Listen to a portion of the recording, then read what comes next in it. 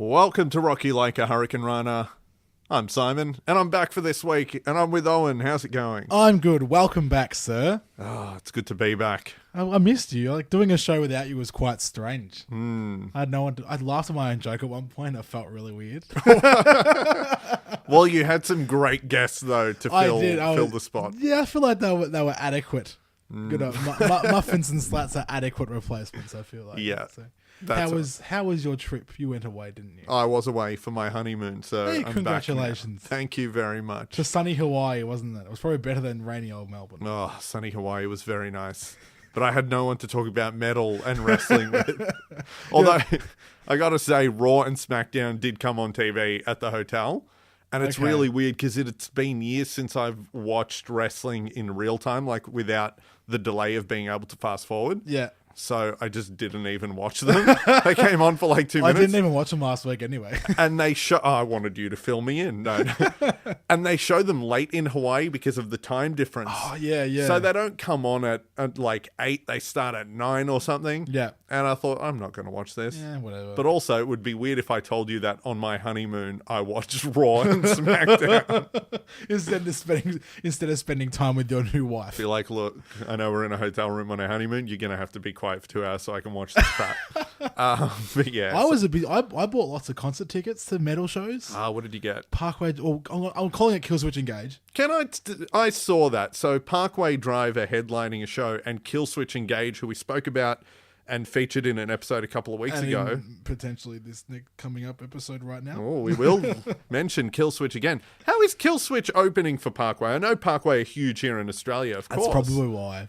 It's odd. It is odd, but when you look at how big Parkway's album went to number one, the last 3 albums have been at number one in Australia. Oh, so. They're killing it. Yeah. And I've heard this new album's very good. I'm a big fan. A lot of people aren't, but I'm a huge fan of it. I'm a really big fan of the new Parkway sound. Well, it got some good reviews, which is good, and it's good that, an Aussie band is doing so well.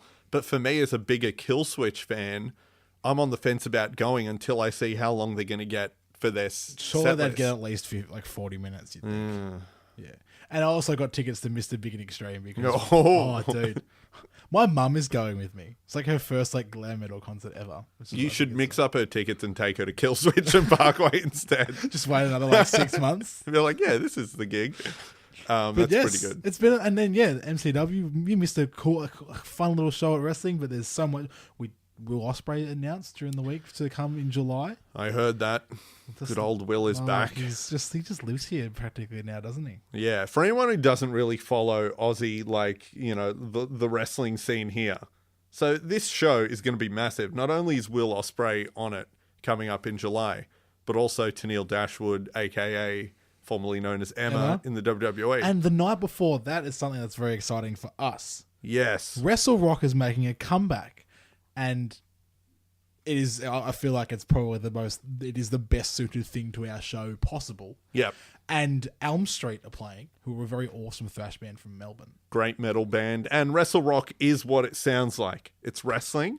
And it's rock music. With a rock band. About 10 years ago here in Australia, this was like a cult thing. Yeah. They were playing at the Corner Hotel, which is one of our great venues in Melbourne. Yeah. Hosts some of the, best heavy bands there are. So I've taken photos of some of my favorite bands there. So Dillinger played their last ever shows. Yep. There in Melbourne. So yeah, it's a great venue. We can't wait. We will talk about Wrestle Rock more in the coming weeks. I think. He's hoping, yeah. But anyway, today's episode back to an old faithful format. I feel like it is. Oh yeah, we've done a couple of these now. We're going to run through an album, and this one's a sequel to an episode and an album we featured before. More or less, yes. So this one is WWE. It was WWE at this point in 2006. Reckless Intent. So we've forcibly entered, and now our intent is reckless. It's a story. We entered forcibly, and our intent was reckless. And what's great, we're saying to you the words reckless intent, but this isn't reckless with an R. This is wrestling, so it's W-R. It's reckless. Recklessly wrestling? Yeah. And what's good, we're just shy of the 12-year anniversary. It came out on the 23rd of May, 2006. There you go. Just about a week ago from when we're recording this. And this album kicks off with possibly one of my favorite entrance songs ever. a very recognizable entrance song for any wrestling fan. I feel like it. It's time to get the Batista guns out, my friends. Oh yeah, get those arm machine guns out, slap your thigh, and shoot some fireworks. I was gonna say fireworks, and it was like every entrance he had the fireworks going. Oh, he loved the fireworks. It was fantastic. It was when WWE didn't have much of a care for budget and just threw pyro at everyone. Yeah. So he got this theme song when he moved to SmackDown and sort of became like the main dude there. Yeah. Batista's main event push was very quick, but I feel like if it happened these days, the fans would shit all over it. I know. A guy from a faction turning on the leader and becoming champ like that, basically. But yeah, obviously this song's I Walk Alone by Saliva. Yeah. Favourite of the show, this band. Yeah, we discussed them a lot in our Elimination Chamber episode. Yeah. Our guest Nick Brown on that app, he knew so much and loved Saliva. Well, I feel like if it's speaking of Elimination Chamber and Batista, his coming of age match was that the New Year's Revolution. In Chile. Yeah. Or in Puerto Rico. Yeah. Puerto Rico. Yeah. And it was like his coming of age, that match. Because that kicked off the push to WrestleMania 21. Yep. He wins the title shortly after. He goes SmackDown. He gets this cool theme song. Yeah. And kills it. So sick. What's interesting, I remember he said in an interview once, the whole machine gun thing, Shane McMahon told him to do that. Really? And Batista thought it was weird. He's like, why am I doing it? And Shane McMahon, the story goes, just said it would look cool. And it fucking looks so cool. And then they added the pyro, as we said, and always iconic. And I guess with it sounds like it emulates the sound of the machine gun anyway. Yeah. It is very cool. And he used this. This is basically still his theme song. If he ever comes back, face. This is Batista. One of Saliva's best songs too. Absolutely. It's a really good song. Yeah. Fuck, what a band. Underrated band. Well, I always say when we talk about the band, quite underrated. And obviously they're put in that little shelf of a wrestling band. Yeah, they sort of are. They're actually quite good in general. Yeah, so. Check out this cool solo. Yeah. Pretty good stuff. Vocalist is very, late 90s Phil Anselmo. Like Trendkill era Pantera Anselmo. Yeah, a little bit. Josie Scott's got a bit of that. They're like, ha! It's very Anselmo-y. Moving on. Nothing wrong with that. Now, the next song is a song that I know Simon absolutely loves. Ooh. And by that, I mean he fucking hates it.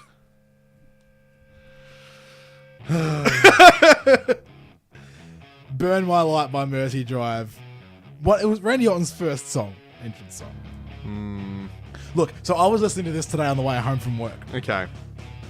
I like this song, but I feel like it'd be better if it was just a little bit heavier. Because the guitar tone is very thin, and that riff sounds like it should be really heavy. So I feel like it'd sound better if the guitar tone was better. It sounds really basic. I forgot that this had a verse before the WWE cut version as well. Ugh. Oh, I hate it. Oh, the vocals, it's giving me flashbacks. Oh, God. Hey, nothing you can say. See, I feel like if it was heavier, it'd be a lot better. But that's why I hate it. You're right. The thin guitars, the weird auto-tune drowning vocals. It's like it's just so weak. And then the version they use, so it has that intro right at the start, on like the dung dung dung dung, and it sounds like it's going to kick in, but all it does is That's what I mean. It needs to kick. I like the song, and it gives me good memories of when I first started really getting into wrestling. But it just needs that. It needs to be a little bit heavier for me to really, really enjoy it. This song is what ruined Randy Orton's first face main event push. Wow. That's my theory. That's a big call. Because people were like, Randy Orton! And then this happened. Yeah. And they're like, oh, is that it? That's fair. Is that all? I can see that. If Saliva did this song as heavy as they did I Walk Alone, why did Batista rise up quicker? Rev Theory, who do voices? Voices is better. Yeah. As a song, Voices is better. It's heavier, kicks up like Rev harder. Theory could do a sick version of this. Absolutely. I reckon people think this is Rev Theory. Rev Yeah. Theory are like the better version of, what are these guys called? Mercy Drive. It's a pretty shit band name, dude. Anyway. Just listen to it. It's just weak. It's just that guitar tone kills me. Okay, now when I like think about it. 12 years later, listening to this Yeah. compared to Voices, no comparison. I guess we're sport for choice now that the fact we have CFOs who literally cater for people like us. Yeah, who are going, here's Roderick Strong. We're going to give you a song that sounds like For the Fallen Dreams. Yeah. And that's his entrance song. That's true. I know a lot of people do love this, though, so I feel like a lot of people are going to be annoyed that I'm trashing We're it. shitting all over it, yeah. Moving on, by a guy named Homeboy, spelled HOMEBWOI. What's great is that on Wikipedia, on the Wreckless Intent page, There's no click through. no click through for Homeboy. Hard hitting. Now, question. Was this play, I'm pretty sure, I want to say it was, did Coach walk out to this at the Monday Night Raw when we were there in New Orleans? I think he did. Shit. I want to say he did. Because the crowd popped for it big. That's hilarious, and did we not... Not notice. Because this was his song when he was GM. Yeah. And when he would have matches sometimes. Flashbacks to Yeah, that. it was his GM song. Yeah. I mean, obviously this is Jonathan Coachman we're talking about, but like, I'm pretty sure he walked out to it this year.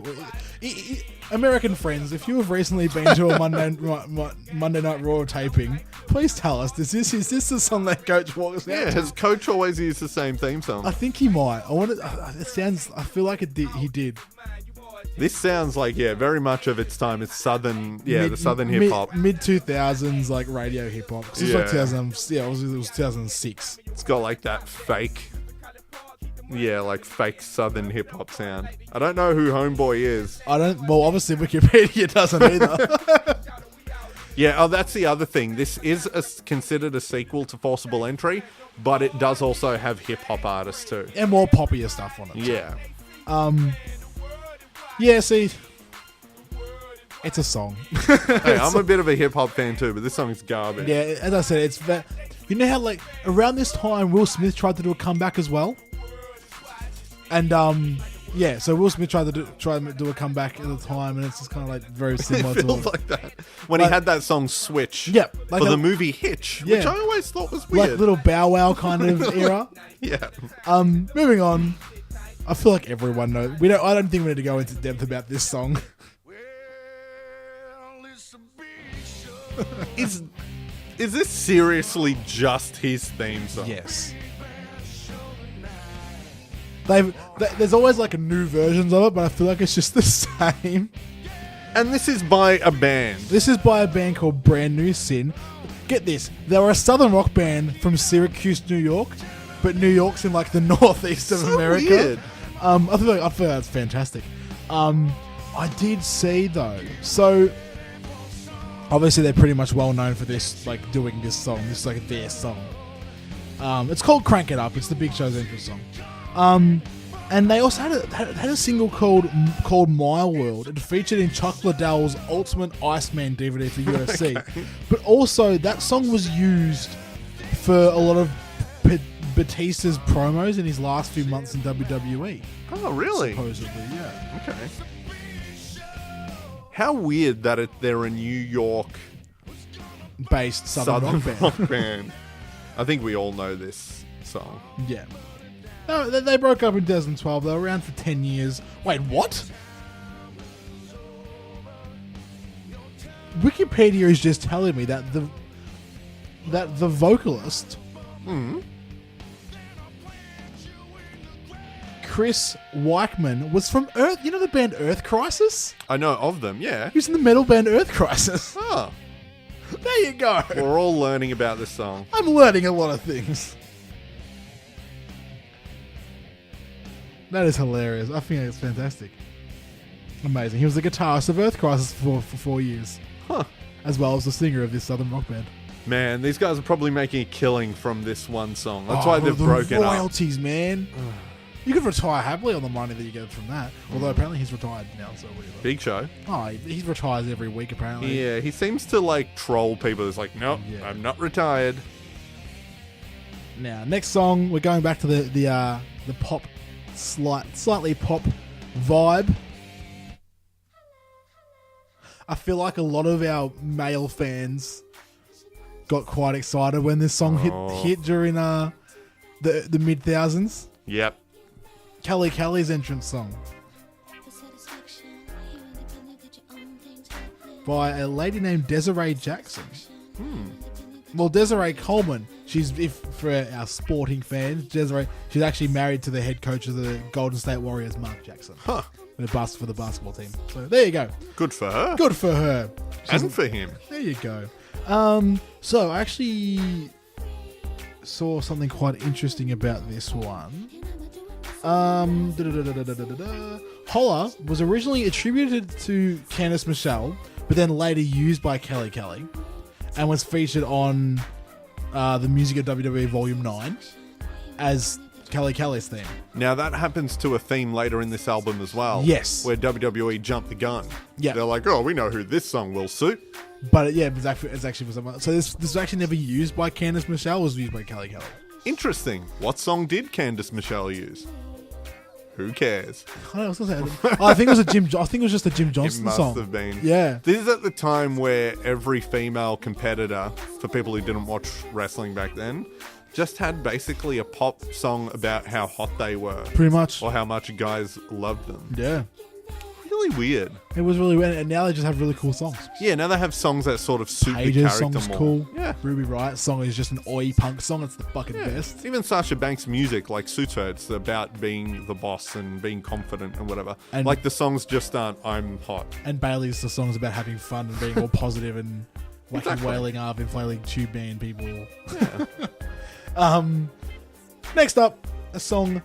It would be like if every male wrestler just had Sexy Boy by someone. Like, why is every song just telling me how hot this guy is? Amazing. Bit of rap there for you. Now, the next song was for Tori Wilson, sticking to the diva theme. A Girl Like That by a band called 11th Hour. Bit rocky. Very cool. And that's the thing, a lot, as you said just then, a lot of girls didn't have the rockier songs. No. It was very much that pop, Yeah. R&B vibe. I spoke about it on the Forcible Entry. I'm not a fan of Lita's theme song, but I do appreciate that it was one of the first heavy songs given to a female. Yeah. Again, these guys don't have a click-through on Wikipedia either, so...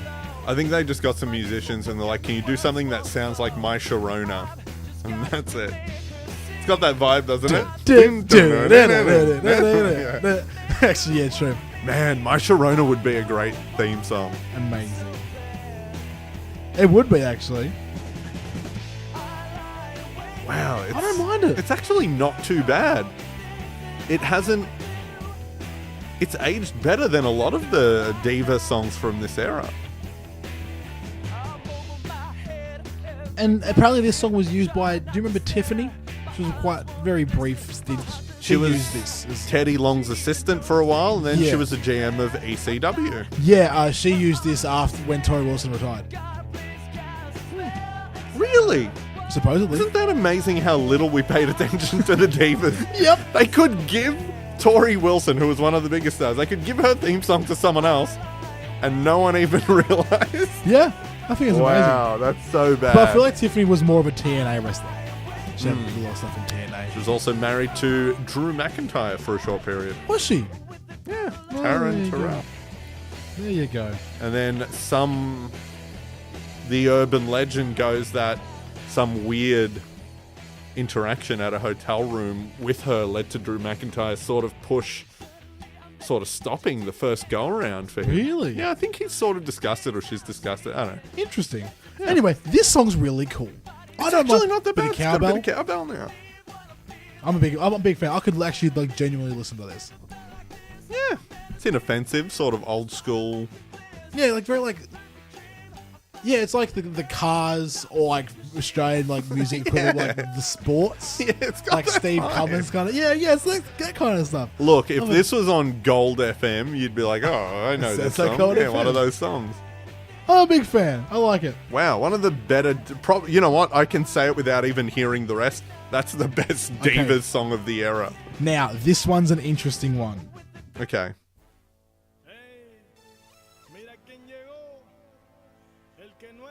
It's called Quen Soy Yo, Who Am I? It's attributed to Carlito, but he never actually used it. No, he always stuck with his normal Carlito thing.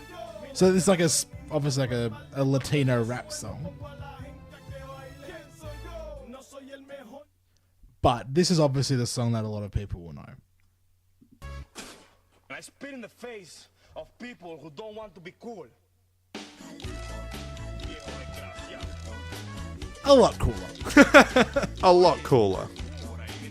They're both not bad, but I feel like both songs don't feel like a main event wrestler. And I know it's the stereotype or rock song or rap song, but I just... Well, this isn't too bad, actually. It's pretty gangster. If he was going to get that, further run at the top, maybe he would have needed this. I feel like he was very much just like a so-so wrestler. He just kind of didn't do... But he'd bust shit out when he wanted to. Yeah. Like, he'll be doing nothing, and then in a match he'll do like a double springboard moonsault, and you'd be like, what? It's like, I saw him the other year when he came out with House of Hardcore, and like, I wasn't that enthused to see him at all. Yeah. People love him. He was okay. He was pretty entertaining. Yeah. He still has the Apple gimmick and all that kind of shit, so... Felt like there was a bunch of guys from this era who, like, more was expected from him from fans. Yeah. So, like, Carlito, Kennedy, MVP, Shelton Benjamin. Yeah. Everyone thought those guys were the next in line. Yep. Never happened. No, not really. Oh. It's kind of weird. I'm a fan. Do you remember that episode of Raw where, like, the backstage rumors at the time where Carlito was lazy and he wasn't trying as much as he should. Yeah. And then on an episode of Raw, Ric Flair cut a promo on him backstage calling him lazy. And that was weird. I feel like Ric Flair just does... No one gives a fuck what Ric Flair kind of says. So. It is Ric Flair, can do what the fuck he wants. Yeah. Next song is Deadly Game by Theory of a Dead Man. Now this was for No Way Out 2006. Now, this pay-per-view had Randy Orton as the poster boy.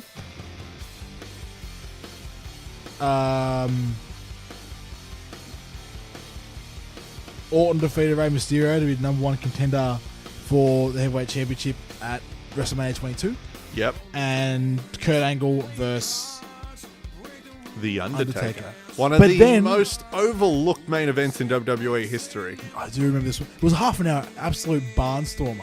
If that match happened at WrestleMania that year, we'd all talk about that as like a Undertaker classic. It's fucking But that mental. WrestleMania was when Ray won the title, didn't he? Yeah. They went with that. The rumor was they were thinking of going Angle Taker at WrestleMania. I should. And the rumor was Taker wanted Kurt to end the streak that year. Really? Yeah. Okay.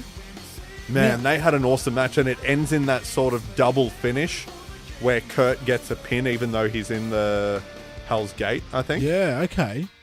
Interesting. Now, Theory of a Dead Man, they've been around for fucking like 25 years. They're huge in Canada. They're a Canadian band. They're very big over there. They had a single out recently that was pretty big in Australia. Really? I heard it on a couple of like Australian rock stations and stuff. Not too bad. But so it says here, Deadly by Theory of a Dead Man was a cover version of the original song for the event Survivor Series 1998. Shit. It's a different tune, but yeah, Deadly Game. Yeah. Wow, I didn't even make that the original connection. version can be found on WWE Anthology and on its Attitude Era disc. Yes. I remember the Deadly Game song from the Survivor Series tournament in 98. Now, Theory of a Dead Man were like, huge in Canada. They toured a lot with like Nickelback? Nickelback. Just guessing. No, they do. And Shinedown. Of course. Not too bad. Cool band. Very cool band. Not bad at all. Yeah, I'm down with that shit. That's a good song. What an interesting idea to redo one of their generic songs. Yeah.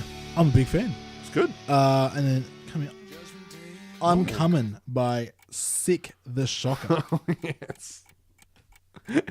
This was for MVP.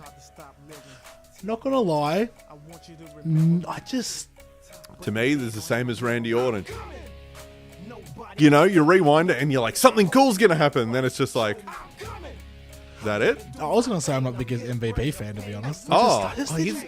He's another guy. Never lived up to whatever people see thought. the hype. I don't see the hype still. I always thought he was so good on the mic, though. Great character. Oh yeah, great one. But he, even when it was just, hey look, I like the fact he wore like that long sleeve jumpsuit thing. Yeah. Like the tape across the nose. And people always said he looked like either a Power Ranger or a can of Bud Light.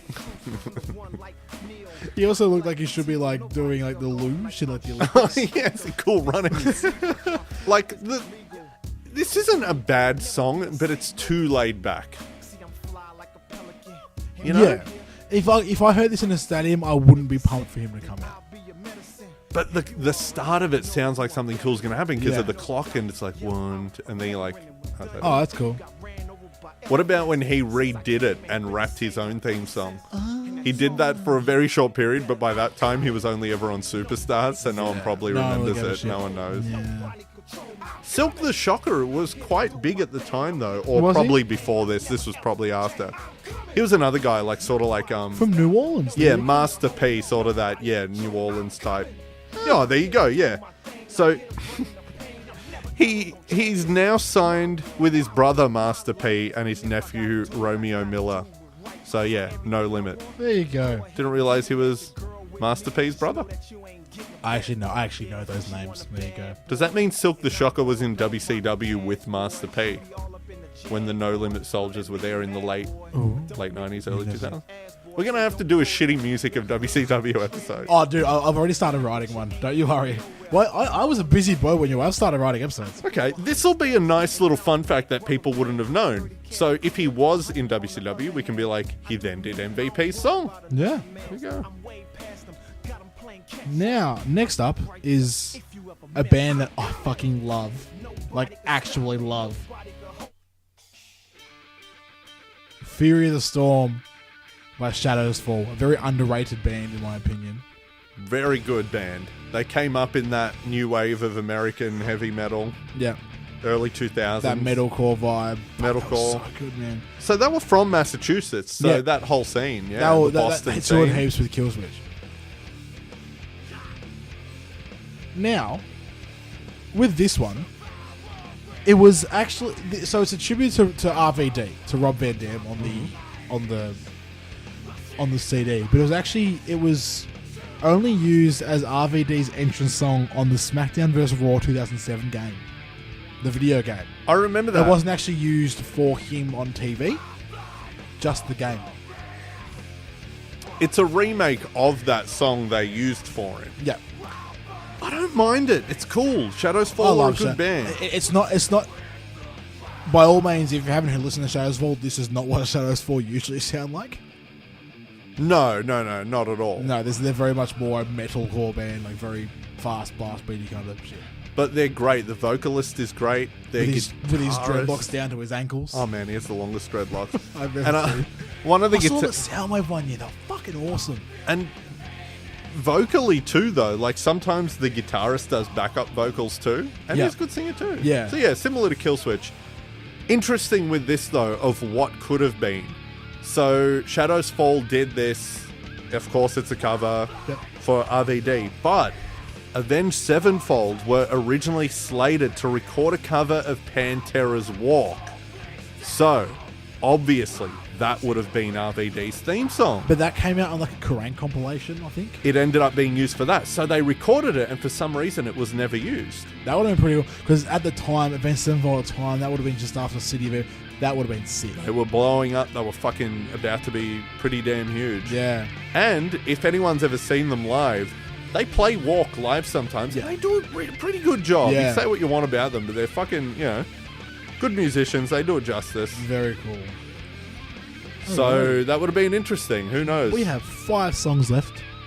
But yeah, an alternate timeline, RVD would have been using Walk in WWE as well. Would have been sick. So yeah, 5 songs left. Somebody's is gonna get it by 3-6 Mafia. I fucking love Mark Henry so Oh much. yeah, 3-6 Mafia, one of the biggest southern rap groups. Yeah. This was interesting because they had just won the Grammy for the song they did for what's the song? The one with Terrence Howard and whatnot. So these guys had just won So I think it's quite obvious, but I'm not the biggest... Hustle and Flow. I don't know much about it. So these guys are quite a reputable hip-hop troupe. Massive. Okay. So the song that they won the Academy Award for, It's Hard Out Here for a Pimp. What was that? What movie was that for? Hustle and Flow was the movie with Terrence Howard. So they had just won an Academy Award, and WWE was lucky enough to get them at the same time. I still say this all the time. Mark Henry has one of the greatest World Heavyweight Championship runs of all time. Mm-hmm. The Hall of Pain was the fucking best. So good. Yep. Obviously, that was a few years later than this. But the run of serious Mark Henry starts here. Yeah. When he gets this theme song, he gets the now iconic outfit, the dreadlocks by this point. Yeah. And because he wrestled The Undertaker at WrestleMania 22. Yeah. In a casket match. That's not a bad match. Yeah. Not at all. But Mark this Henry is the was start cool. of it. I think he was a worthy, although his fucking Hall of Fame speech went for like an hour and a half. A little bit too long. But like he was worthy recipient, I think. I think so. And I think this theme song helped him. Yeah. Because he'd never had a memorable one before this. Actually, no, he had the Sexual Chocolate thing. Yeah, I was going to say it's pretty good. But giving him this... And Nation of Domination. This felt legit, though. Yeah, this was badass. And this is still one of the best theme songs ever, I think. Yeah, 36 Mafia would be like a badass, like, jet suits. They even performed it live at this time, too. Really? Like, sort of to promote the album. That's on an episode of SmackDown. Okay. And it was cool, because you're like, am I meant to boo this guy? Because this guy's cool as shit. That's fucking awesome. Yeah, as I said, I'm not very reputable with this kind of shit, so that's, very knowledgeable. So that's fucking sick. And the lyrics are, somebody's going to get their ass kicked. Somebody's going to get their wig split. Which I could never figure out when it first came out. I'm assuming his head. Yeah, you're going to crack someone's head Crack open. someone's skull open. Now, the next song, I know you're not a fan of, but I'm a big fan of the next band. Like, genuinely a big fan of them. This is With Legs Like That by Zebrahead. Now, this was used for Maria Canales. Now Maria Canales. Well, yeah, Maria Canales. Maria Bennett, whoever. Now, see, I saw Zebrahead 3 times in a week. 3 times in a week in 2014. Wow. Yeah, they did an acoustic acoustic show during the day, and then that night they played with Bowling for Soup and Less Than Jake, and then 2 days later they played Soundwave, and it was fucking sick. I'm a big Zebrahead. I think they're really cool. I'm not a fan of pop punk, so to me I'm like, nah. Fair enough. And I think this song made me not like Maria at the time either. Okay. Now it says here, and I guess it makes sense. This was originally slated for Stacy Keibler. To continue the leg theme, of course. Yeah, but then she was never. Then she left WWE, so they gave it to Maria. You also have nice legs. Here you go. That's what it was.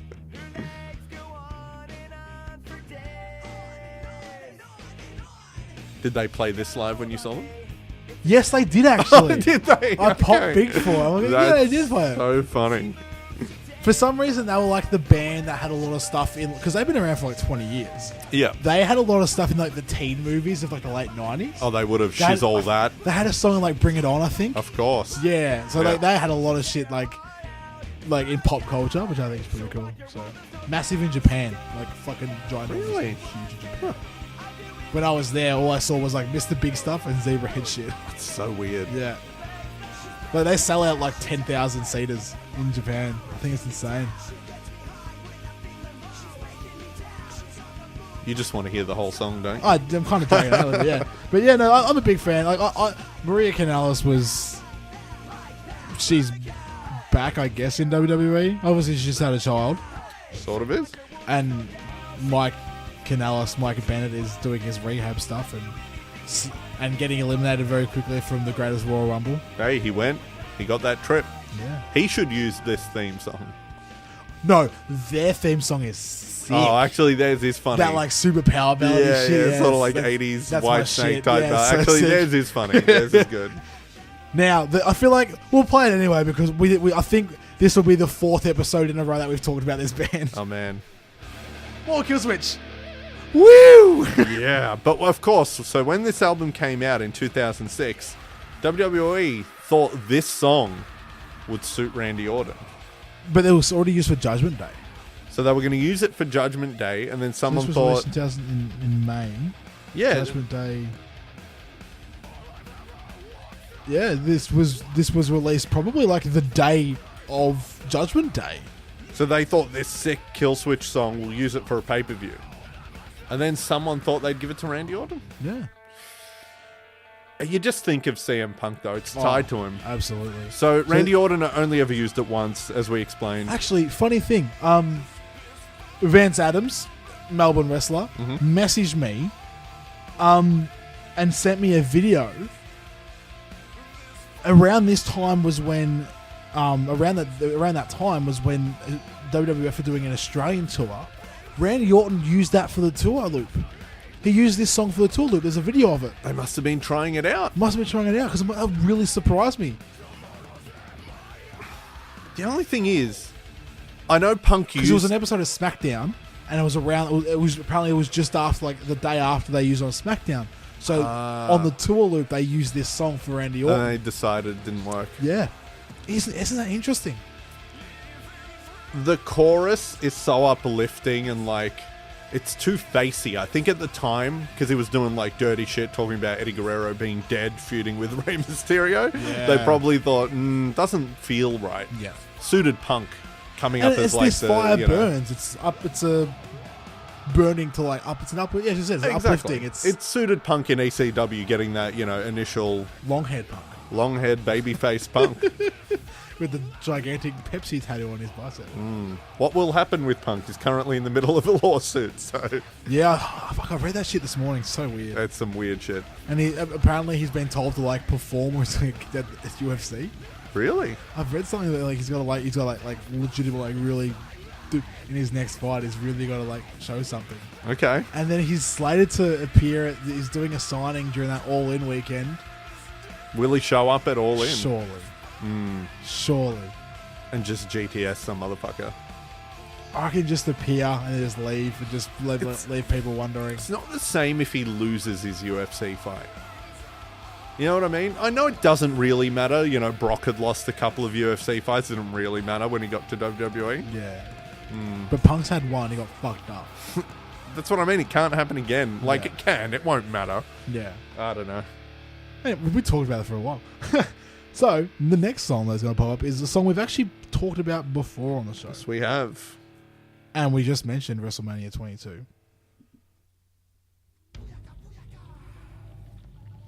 The thing is, you hear these songs and you're like, damn, a lot of them, they stood the test of time. They're big artists too. POD were fucking huge at this point in time.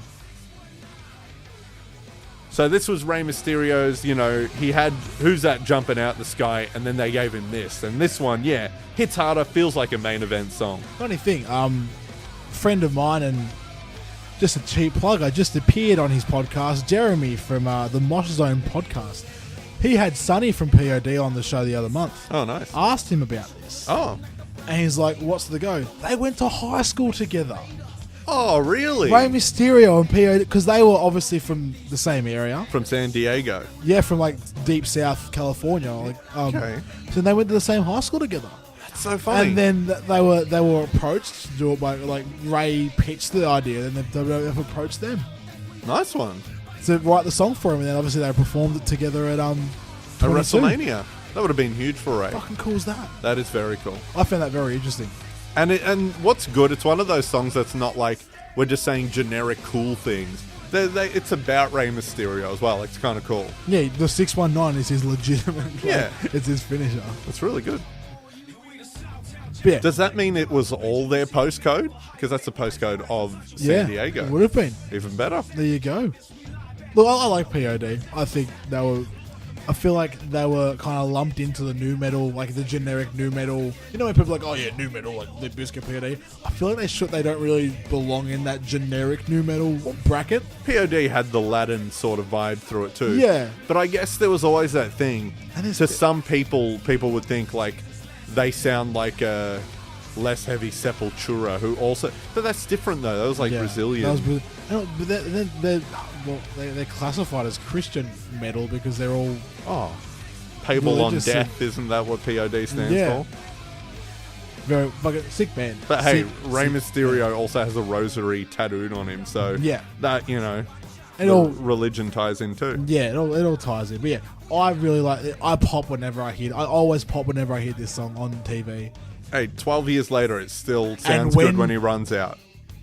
At the Royal Rumble, my girlfriend can attest to this. At the Royal Rumble, when it played in January this year, I legitimately jumped out of the couch. You hear off that? the couch. I fucking lost it. Booyaka, booyaka, something cool's going to happen. It's so sick. Even in Saudi Arabia, it hit there, and those people went crazy too. Yeah. We'll play the next song. It's obvious. It's although it's the second Triple H Motorhead song. This rounds out the original 15-song album, King of Kings by Motorhead, for Triple H. This was his authority. Well, used as the authority in the past few years. Yeah, at the time, he used it at WrestleMania 22 for part of his entrance. Yep. So the epic Conan the Barbarian part had this, then it switched to the game. Yeah. And he would do that. So at the time, he would use this if he was doing a promo on Raw, but not a match. Yes. And he would do that for a while. Every few years, he'd go through phases. I feel like at the time, Triple H was like he was kind of like Hogan. He didn't have to be on TV every week. No. And when he came out, he knew it was going to be fucking huge. And this led to a face turn as well. Yep. This song is a face song, though. Yeah. I know we use it for the authority, but it's like... That kind of made sense because I was about to... But I guess at the time with the whole like Rollins thing and when he was trying to control, especially like the whole Daniel Bryan Ziggler stuff. Yeah, it made sense to have... At the Fast Lane in 2015 was kind of like... the reason it made sense to use this. Oh, of course. And I always thought that was like as a character, it always felt like a wanky thing. Like, oh, this guy uses two entrance themes, one's for promos, one's for matches. Yeah. But what a cool song. So cool. Third. This was the third because then in between was Line in the Sand. Line in the Sand, the evolution thing. The best one. I go back and forth on this or Line in the Sand. I fucking love the Line in the game Sand is great and iconic and perfect by itself. But as a song, I always yeah, Line in the Sand kicks ass. But this is good because it's not your typical Motorhead song. It's not speed metal, and either is Line in the Sand. It's more punky. This is more punky. It's got the just cool vibe. Yeah. So that's the original 15, but there was two bonus tracks that we'll quickly run through. We might as well. They were Walmart and iTunes bonus tracks. The one was the first bonus track was a Drowning Pool song.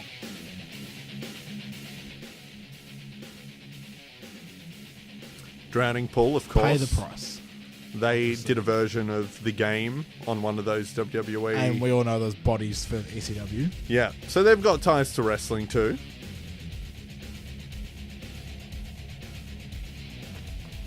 Now this was a SmackDown theme song, wasn't it? Between 2004 and 2008. Actually, no. My apologies. My absolute apologies. This was Charlie Haas's song. Oh, Charlie Haas. My complete apologies. It's been a long day, friends. Who could forget Charlie Haas's singles run? Did he barely have one? Yeah. My apologies. Yeah, it's Charlie Haas's. It was by a band called Eric and the Hostiles. I feel like I don't know anything about them, but I feel like Eric and the Hostiles were at one stage a Pantera cover band. Sounds like it. And they would sing fucking Hostile. Because listen to this dude's vocals and the guitars during the verses. So much Anselmo worship on this album. I think there must have been the early 2000s, you know, Pantera was sort of gone for a little bit and everyone was like, we sound like Pantera, you know, every and band. Down were making a big statement. Yeah. So my apologies. Yeah, listen to the riffing and the drumming. Oh, it sounds like reinventing the steel. It's my apologies. This song was used for SmackDown. Yeah. Rise Up by Journey Paul. Yeah. So this was a SmackDown theme song. It was a re-recording of a song already. Yes. They just wanted to oomph it up a bit, so they got Drowning Pool. A bit, yeah. It's not bad, this one. When it kicks in, like, people would probably remember it. Yeah. From sort of here. So this was the SmackDown song for quite some time, wasn't it? I think 04 to 08, so their version from 06 to 08. Yeah. It's not bad.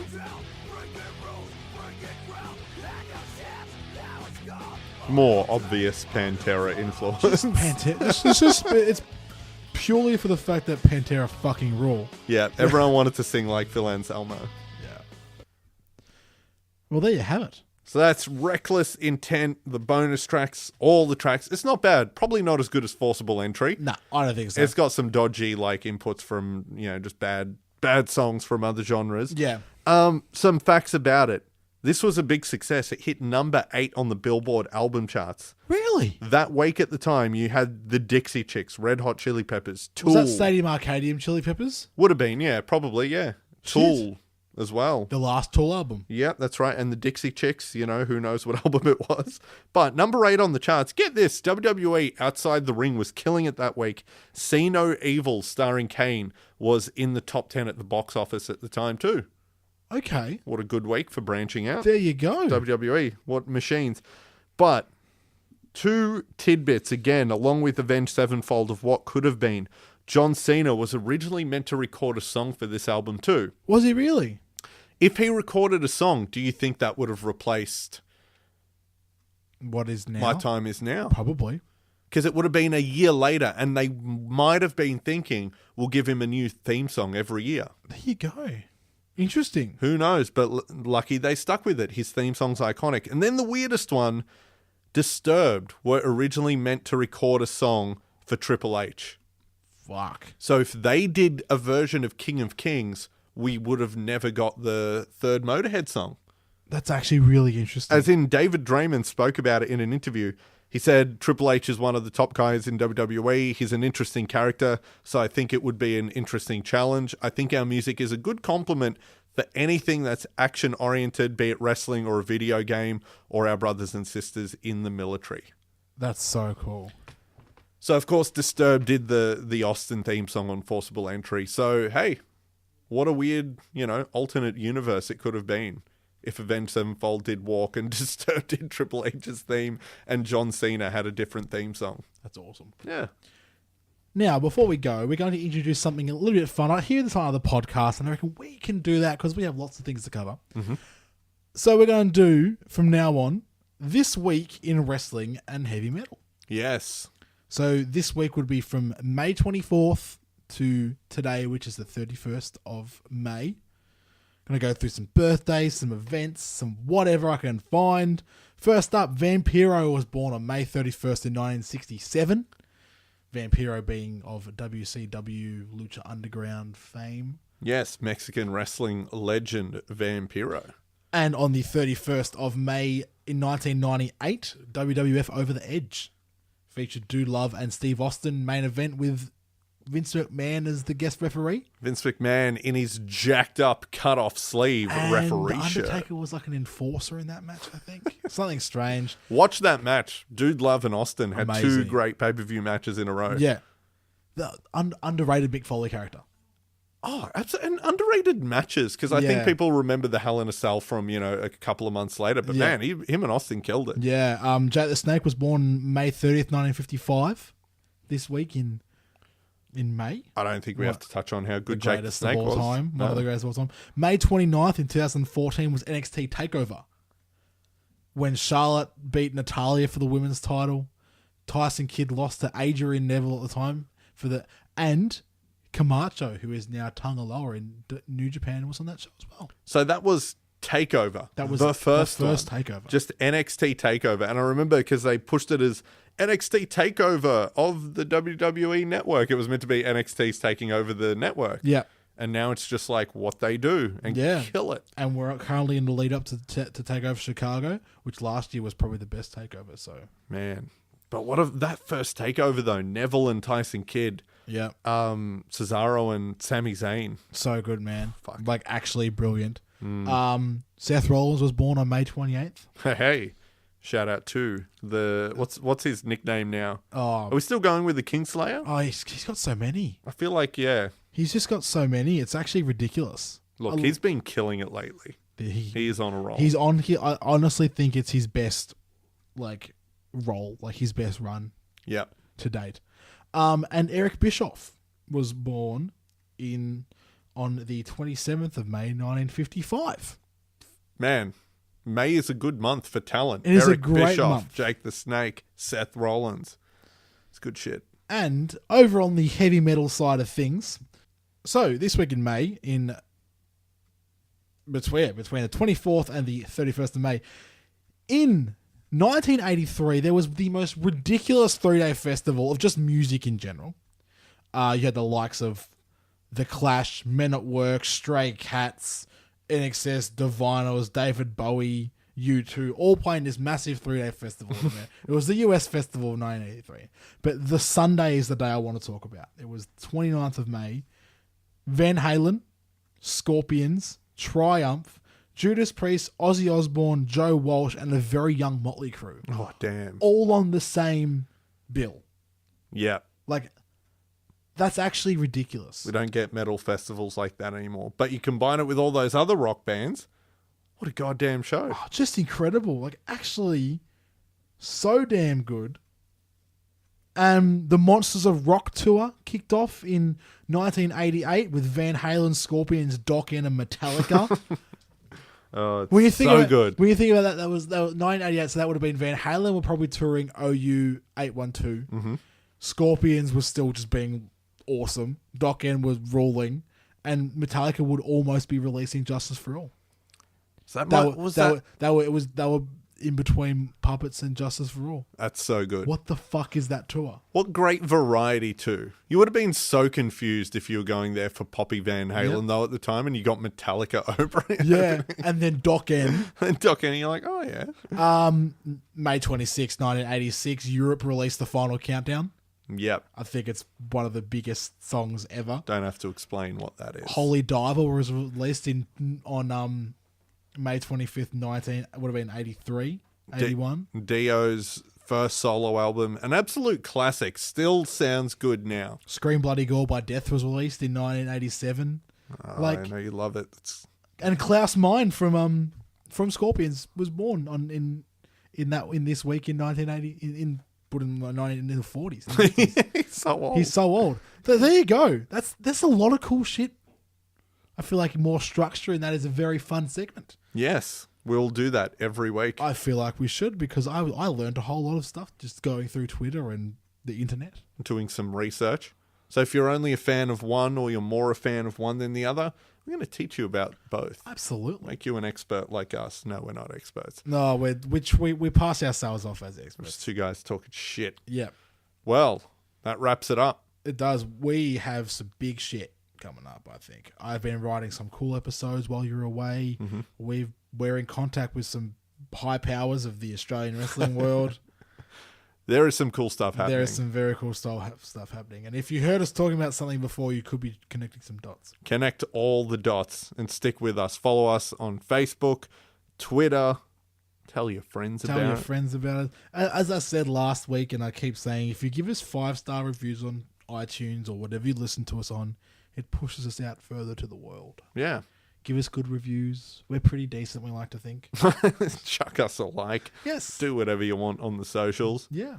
Tell us if you like us or hate us. Yeah, and tell us if someone has a CD copy of Wreckless Intent, send it. Send us a photo of the CD. This will be interesting because we did this with Forcible Entry and heaps of people had the album. And when we were chatting about it with some of our media friends in America, they had that. But remember, one of our mates from England had the WrestleMania CD. He had the vinyl. Yeah.